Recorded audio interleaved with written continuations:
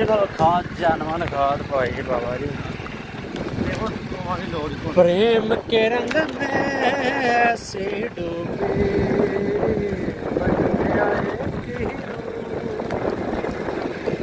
मौसम चेक करें कितना ज़बरदस्त प्यारा मौसम।